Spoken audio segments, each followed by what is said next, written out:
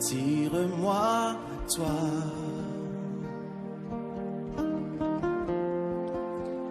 Ne me laisse pas.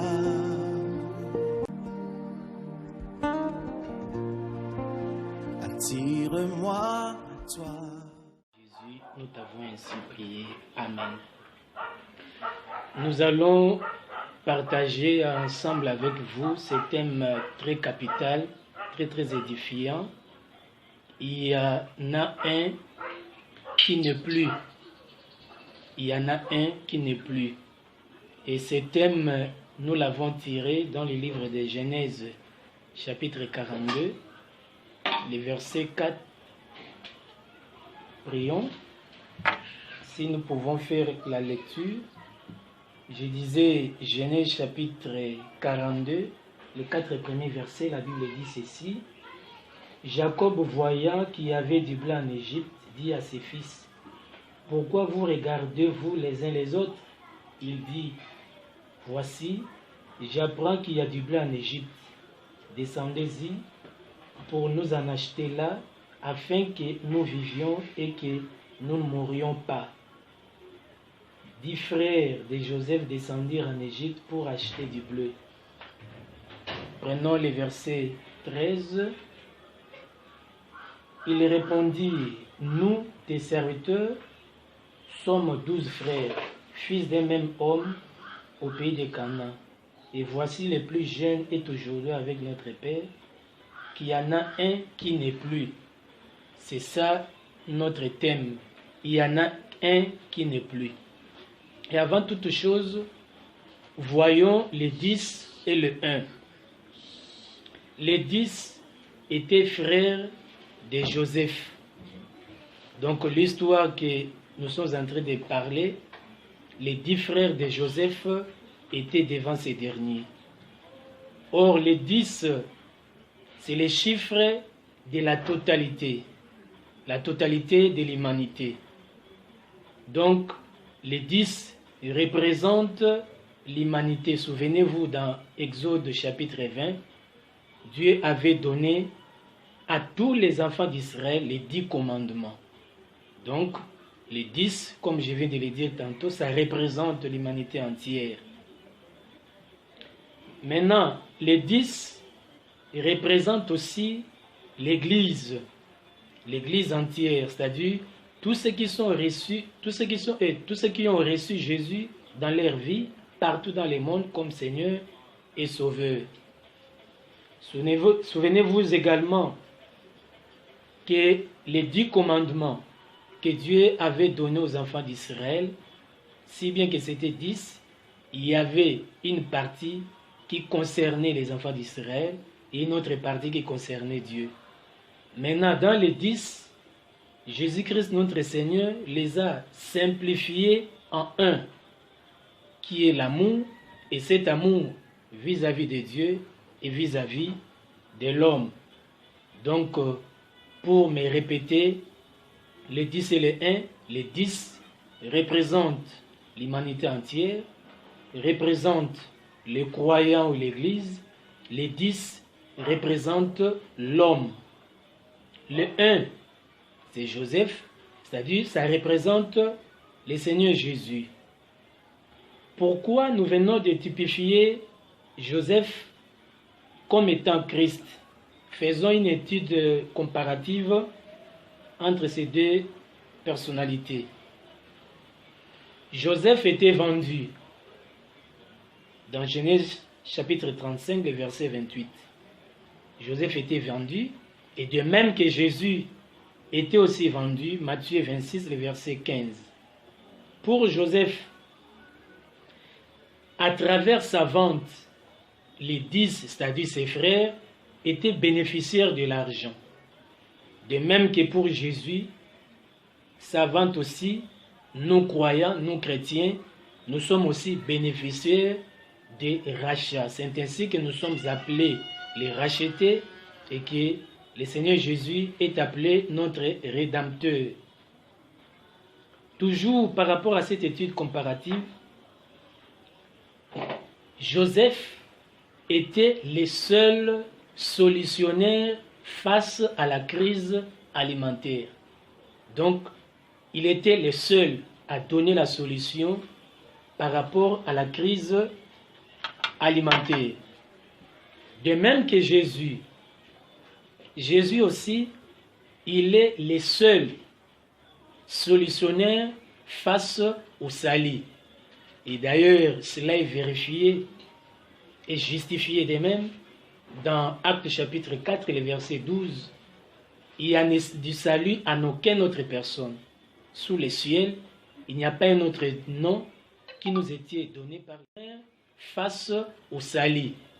Et d'ailleurs, cela est vérifié et justifié de même dans Actes chapitre 4, le verset 12.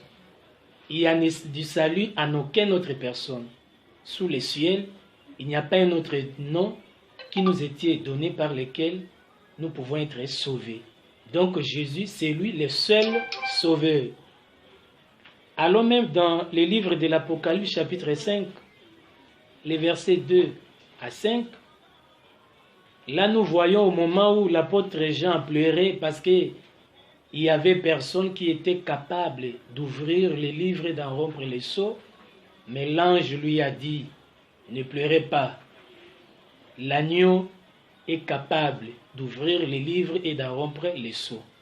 Donc Jésus, c'est lui le seul solutionnaire ou la seule solution au problème du salut. Les 10, c'est-à-dire les 10 frères de Joseph, commencèrent leur présentation, voulais-je dire. Nous sommes 12 frères, fils d'un même père. Le plus jeune, c'est-à-dire Benjamin, est avec notre papa. Mais il y en a un qui n'est plus. Un qui n'est plus, c'est-à-dire il est déjà mort. Or, ils oubliaient. Le un qui n'est plus, il était devant eux. Donc, c'est lui, par rapport à leur pensée, qui n'existait plus, mais or, en réalité, il était devant eux. Donc, nous venons de typifier Joseph à Christ. Christ est mort, mais il est vivant au milieu de nous. C'est ainsi qu'il a dit, là où 2 ou 3 sont ensemble en son nom, il est au milieu d'eux, donc il est présent. Il avait dit encore, comme mon Père agit jusqu'à présent, moi aussi j'agis. Or, de génération en génération, Dieu le Père agit. Donc, le Seigneur Jésus aussi agit, il est au milieu de nous. Et d'ailleurs, il avait promis à ses enfants, je serai avec vous jusqu'à la fin du temps. Je ne vais pas vous délaisser ni vous abandonner. Mais il nous arrive souvent, devant les problèmes, les difficultés, les maladies, les attaques, les déceptions, nous voyons comme si nous sommes seuls. Nous pouvons même dire, Eli, Eli, lama sabachthani. C'est comme les 10 frères de Joseph. Ils étaient devant Joseph, mais ils pensaient que Joseph n'était plus.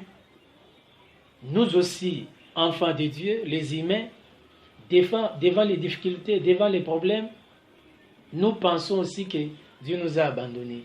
Nous sommes seuls. Oui, je vais un peu exhorter par rapport à cette pensée nos frères aussi vivant avec handicap. Souvent, ils voient que non, Dieu n'existe pas, c'est parce que Dieu a permis à ce qu'il soit handicap. Non, bien-aimé. L'handicap, c'est au niveau de la chair. Cette chair, c'est comme l'enveloppe. À l'intérieur, il y a les contenus. Les contenus, c'est la lettre. La Bible dit, en réalité, dans l'homme, ce n'est pas la chair, c'est l'esprit.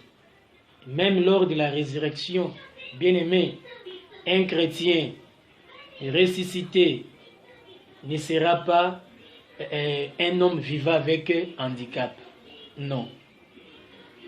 Il y en a un qui n'est plus, mais en réalité, il est là. Les 10 frères de Joseph pensaient que leur frère n'était plus. Mais leur frère était devant eux. Mais sauf qu'ils ne réalisaient pas la présence de leurs frères. Donc les 10 ne reconnaissèrent pas la présence de leurs frères devant eux. Mais le 1 connaissait leurs frères, si bien que nous pouvons penser que nous sommes seuls. Jésus n'est pas avec nous, mais Jésus est avec nous. Jésus est en nous.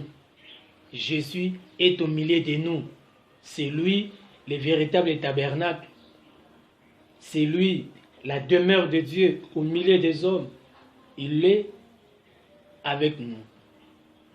Pourquoi même j'avais dit que les frères, les 10 frères de Joseph, je compare Joseph à Christ. Oui, Jésus, après la résurrection, avait dit à Marie, allez dire à mes frères. Donc Jésus a appelé ses disciples ses frères.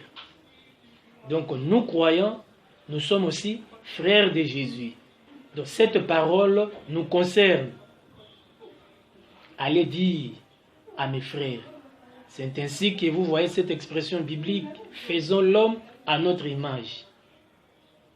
Joseph était avec ses 10 frères. Donc Jésus-Christ, je vous rassure, il est avec nous, il est avec toi. Même si tu es dans la déception, dans les problèmes, dans l'embarras des choix, mais Jésus-Christ est avec toi. Parce que c'est lui, le je suis. Il est vraiment avec nous. Dans le livre de Luc chapitre 24, les versets 16 et 32, là nous voyons les disciples sur le chemin d'Emmaüs. Les disciples, Jésus leur est apparu, mais ils ne reconnaissaient pas le Seigneur. Ils pensaient qu'ils étaient seulement seuls. Mais Jésus est venu, il a marché ensemble avec eux, il a parlé avec eux. Ce n'est qu'après, ils avaient dit, ah non, c'était le Seigneur. Bien-aimé, laisse-moi dire à ton esprit que Jésus est ensemble avec toi, même devant les difficultés, même devant les problèmes. Le problème en est que aie la foi que le Seigneur est avec toi, devant les difficultés, les problèmes, implore sa présence, parle avec lui et il va agir. Tu connais cette histoire? Les disciples avec Jésus dans la barque, Jésus-Christ dormait, les disciples ils voyaient la mort devant eux, mais lorsqu'ils avaient réveillé le Seigneur, c'était la solution. Fais de même, tu verras ce que le Seigneur aussi fera dans ta vie. Prenons Jean chapitre 20, les versets 14 et 16.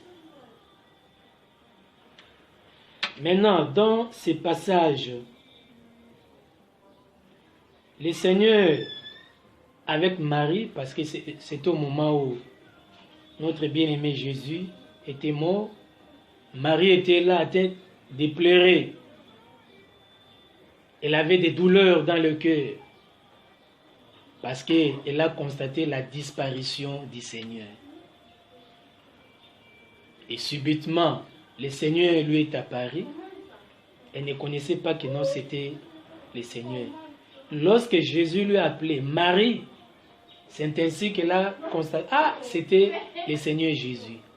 Donc je vais te rassurer, tu n'es pas seul. Jésus est avec toi. Je crois à ce que je suis en train de te dire. Et si toi aussi, tu mets la foi, bien-aimé, dans les problèmes que tu as, avec la maladie, avec les difficultés, tout ce que tu peux avoir comme problème, si tu mets seulement la foi que le Seigneur est avec moi, tu pries, le Seigneur agira. Donc je vais prier avec toi, mon frère, ma soeur qui m'a suivi, et le Seigneur du ciel fera quelque chose. Prions.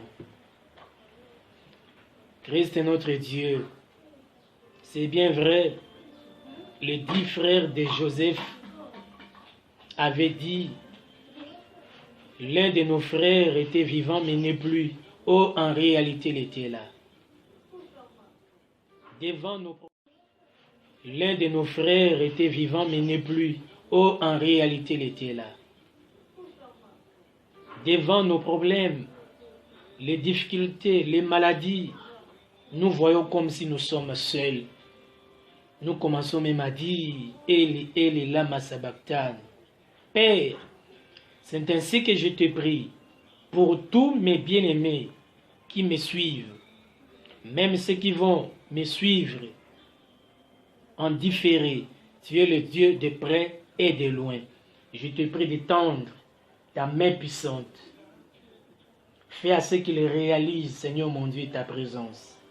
Interviens dans leur vie. Résous leurs problèmes.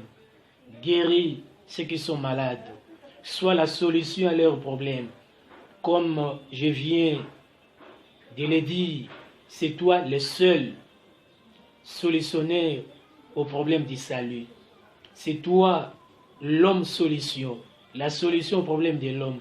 Manifeste-toi dans la vie de tes enfants qui ont suivi cette parole dans le nom puissant et glorieux de notre